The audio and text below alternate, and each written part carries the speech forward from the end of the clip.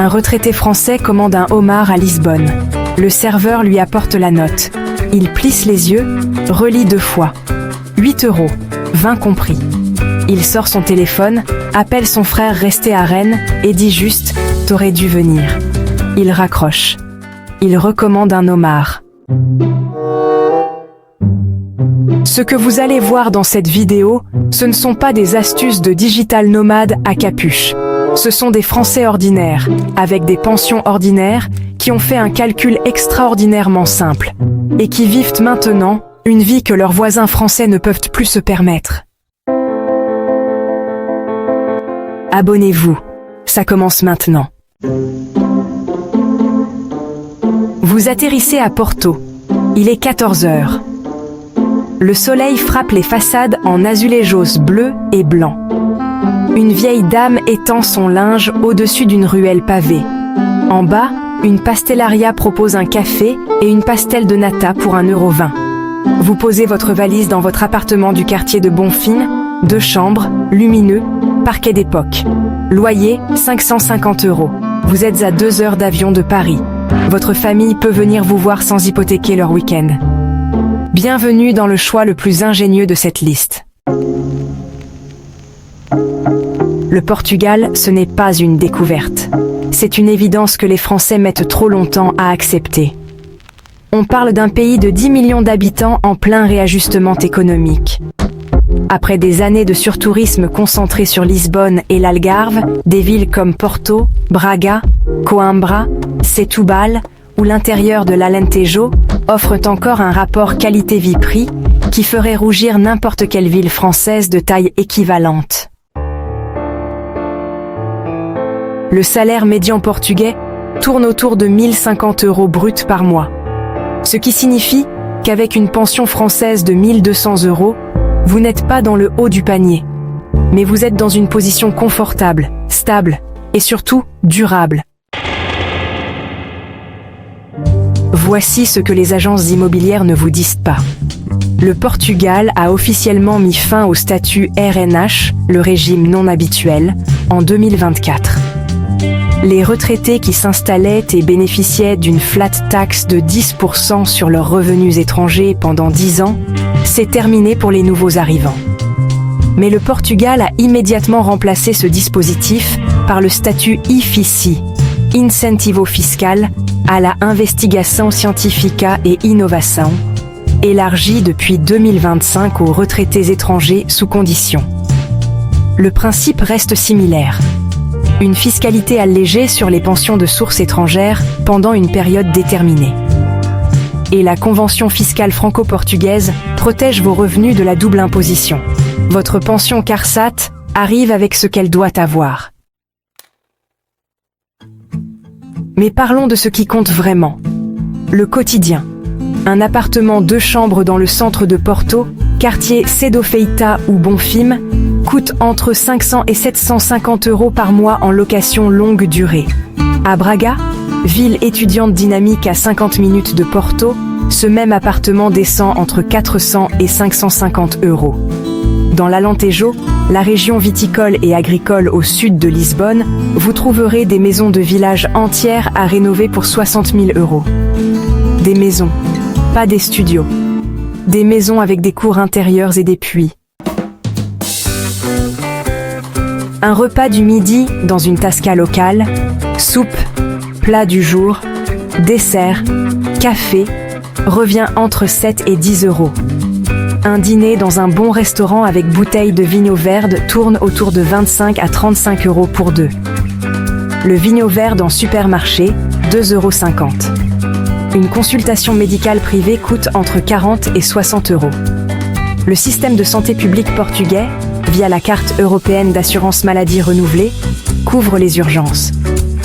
Les transports en commun à Porto et Lisbonne sont parmi les moins chers d'Europe occidentale. Un abonnement mensuel illimité coûte 40 €. Internet fibre coûte entre 25 et 35 € par mois. Le coût de la vie globale au Portugal est estimé à environ 30 à 35% inférieur à la France. Ce n'est pas le choc des pays asiatiques de cette liste, mais c'est l'avantage décisif pour les Français ingénieux qui ne veulent pas couper les ponts. Parce que la vraie intelligence dans ce choix, c'est le maintien des liens. Vous restez dans le fuseau horaire français. Vous regardez Canal+ sans VPN. Votre médecin de famille en France reste joignable sans décalage horaire.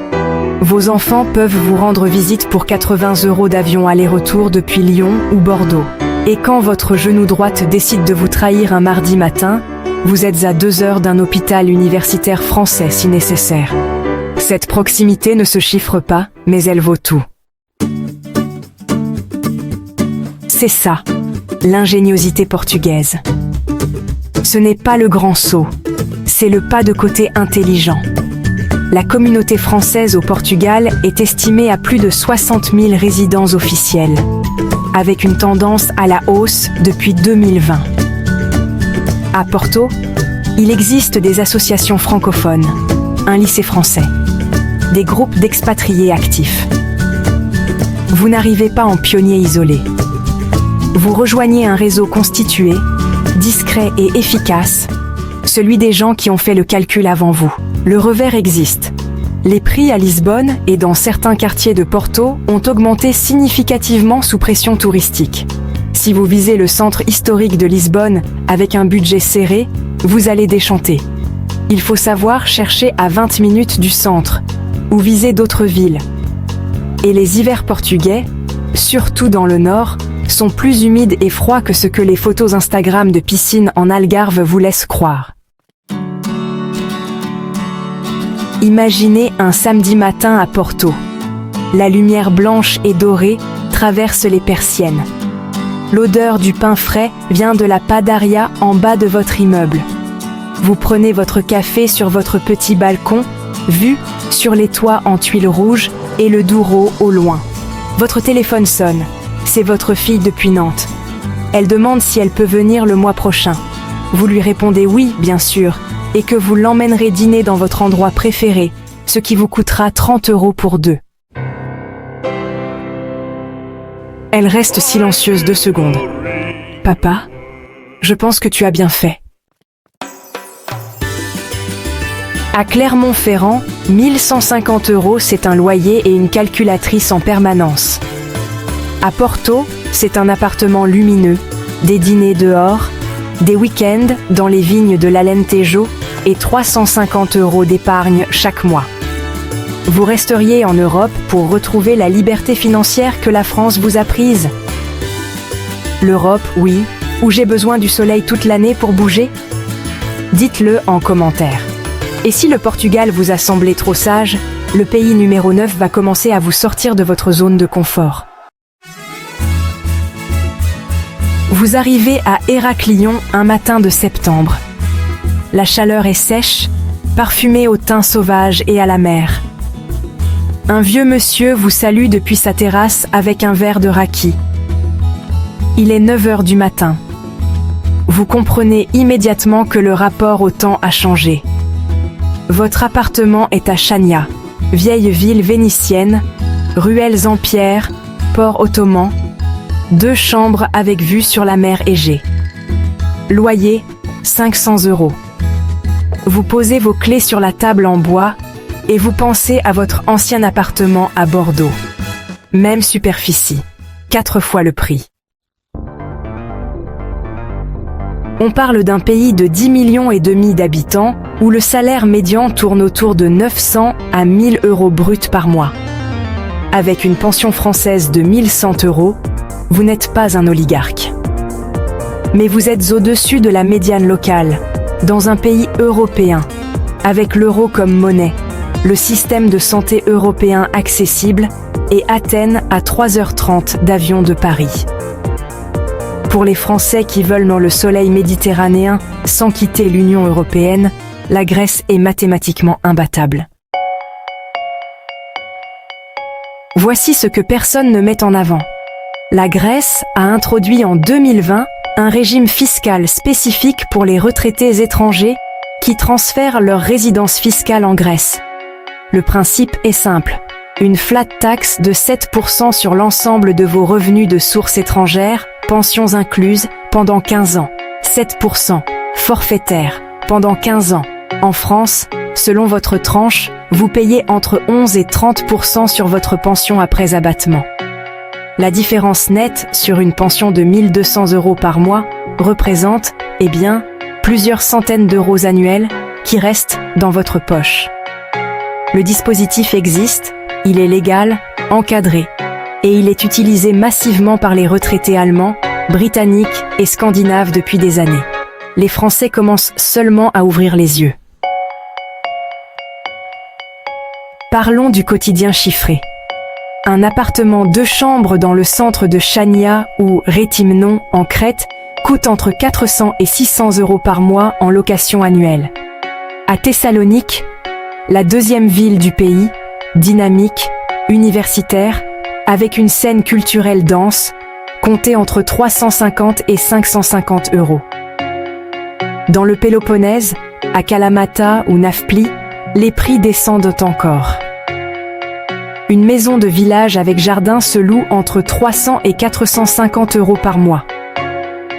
En dehors des zones touristiques saturées comme Mykonos ou Santorin, qui ne sont de toute façon pas des destinations de retraite raisonnables, la Grèce continentale et les grandes îles habitées toute l'année offrent une qualité de vie remarquable à des prix qui n'ont pas retrouvé leur niveau d'avant-crise. Un repas dans une taverne locale, mezze, plat principal, carafe de vin maison, pain à volonté, revient entre 10 et 15 € par personne. Une carafe de vin maison seule coûte 3 à 4 €. Un café frappé sur le port, la boisson nationale de l'été grec, coûte 2 €. Une consultation médicale privée tourne autour de 40 à 50 €. Le système public européen couvre les urgences. Les médicaments sont significativement moins chers qu'en France, parfois de 40 à 60% selon les molécules. Internet fibre dans les villes principales coûte entre 20 et 30 € par mois. Les transports locaux en bus interurbains sont peu chers et fiables sur les grandes îles et dans les régions continentales bien desservies. Alors, le coût de la vie globale en Grèce est estimé à environ 35 à 40% inférieur à la France. C'est plus que le Portugal, mais bon, c'est légèrement moins que certains pays de cette liste. Mais, vraiment, l'équation grecque intègre un avantage que les autres pays méditerranéens ne peuvent pas offrir. Vous êtes dans l'Union européenne, avec l'euro, avec vos droits de citoyen européen intacts, et puis un accès aux soins encadré par les directives communautaires. Ce que les expatriés français en Grèce mentionnent le plus souvent, c'est la qualité humaine du quotidien. Les Grecs ne vous traitent pas comme un touriste qu'on dépouille en saison. Quand vous devenez un habitant régulier d'un quartier, d'un village ou d'une île, vous devenez quelqu'un. Le boulanger vous met de côté les koulouria du matin. La pharmacienne se souvient de vos ordonnances. Le propriétaire de la taverne vous offre le dessert parce que, voilà, c'est mercredi et qu'il est de bonne humeur. C'est une forme de tissu social que les Français cherchent dans leur propre pays et ne trouvent plus dans les grandes villes. La communauté française en Grèce est estimée à environ 15 000 résidents officiels, avec une forte concentration en Crète, à Athènes et dans certaines îles comme Corfou et Rhodes. Il y a des groupes Facebook francophones actifs, des associations d'entraide, des réseaux informels de nouveaux arrivants. Vous n'atterrissez pas dans le vide. Le revers, il faut le nommer clairement. La bureaucratie grecque est légendaire dans sa lenteur et son imprévisibilité. Ouvrir un compte bancaire, enregistrer sa résidence, naviguer dans le système administratif local sans parler grec peut virer au cauchemar kafkaïen. Il faut un bon comptable local, environ 50 à 80 € par mois, qui gère votre dossier fiscal et administratif. C'est un coût à intégrer mais c'est non négociable. Et les îles hors saison, d'octobre à avril, se vident. Certains commerces ferment, les fréquences de ferry diminuent et l'isolement peut peser sur les personnes qui ont besoin d'animation sociale permanente. Imaginez un soir de novembre à Chania. La vieille ville est presque déserte. les touristes sont partis. Les lumières dorées du port se reflètent sur l'eau noire du port vénitien. L'odeur de la mer se mêle à celle du pain chaud d'une boulangerie encore ouverte. Vous rentrez chez vous à pied, 10 minutes de marche dans des ruelles en pierre que vous connaissez maintenant par cœur. Sur votre table, une bouteille de crétois ouverte, des olives du marché, du fromage Misitra.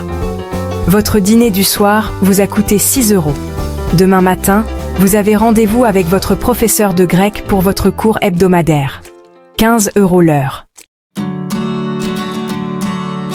Vous réalisez que vous avez appris plus sur vous-même en 6 mois en Crète qu'en 30 ans de métro boulot dodo dans le sud de la France.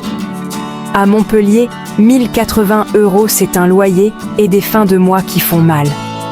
À Chania, c'est une maison dans une ville millénaire, une flat tax à 7%, des olives dans la cour et 400 € d'épargne mensuelle.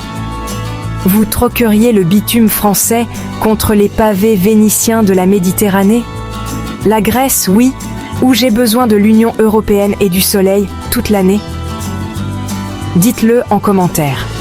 Et si la Grèce vous a réchauffé le cœur, le prochain pays va vous réchauffer le portefeuille d'une façon que vous n'aviez pas anticipée.